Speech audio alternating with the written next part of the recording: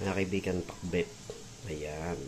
Ito po yung pagkain ng ihinanda ko sa hari ng Brunei. Ayan. At bubusan natin ng bagong galayan. Ayan. Sarap.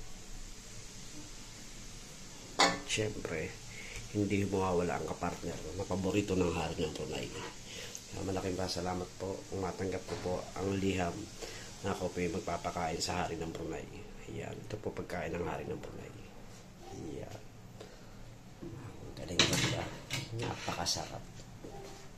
Buksan ho natin ang kalan.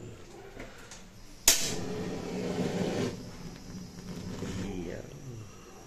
Ayan. Saglit lang po yan mga kapatid.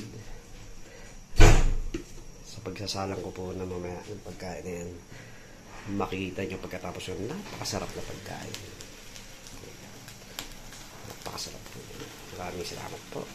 Mamaya akong muli. Ayan na mga kaibigan, malapit na siyang maluto. Ganyan lang ang pagluto. Kailangan half cook lang. Yan ang paborito ng mga hari. Yan, yung hari ng Brunei. Sa susunod pong vlog ko, pakikita ko naman sa inyo ang pagluluto ng pagkain ng hari ng Belgium at ang huli ay sa Inglaterra. Ayan, maraming salamat. Peace. At itong kasunod, ito ang paborito ng isa sa hari na pagkain ng Brunei. Ayan. Ayan, ahaw na po natin yan guys. Maya-maya ng konti. Pwede na 1 minute. Pwede na po natin ihawan. Okay yan guys. Sunod naman natin ang paborito na kapartner ng pagkain ng Brunei. Ng hari ng Brunei. Ayan. Napakaganda. Ang ganda ng usok. Tingnan nyo po yung mantika ko. Hindi ito basta mantika lang na napupulot yan sa rice, bran oil, 100%. 100% ano ba yan? Ayan, vitamin E, high smoke point. Ayan, good for frying, baking, and salad. Diba? Nakakitang ganyan. Panis. Ayan po, ready na po ang ating pakbet. Wow, tuwan-tuwa na po ang mahal na hari dyan ng Brunei. Susunod po natin yung partner.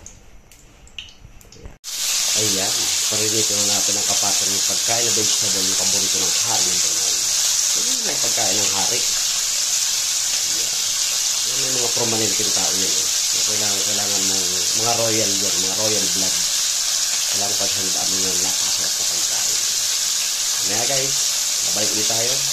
Pag naayos itong lahat, makikita nyo ang finished product. Maraming salamat. Ayan guys, nakikita nyo. Babalik rin naman ako natin siya. Ayan. Kasi ang paborito ko ng hari ng Brunei. Kailangan crispy ang kalunggong. Nakakatawa din yun. Kaya isang malaking opportunity sa akin na makapagluto ng pagkain ng mga hari. Sa susunod kong muli ay pakikita ko sa inyo mga pagkain ng paborito ng mga royal family. Ayan. Uubusin nyo po lahat sa mga hari na pagkain. Pakikita ko sa inyo. Ayan. Pinalitita po natin. Maya lang po mga kaibigan. 2 minuto lang po. Parang crispy na po. Ayan. Finished product. Part of the vegetables.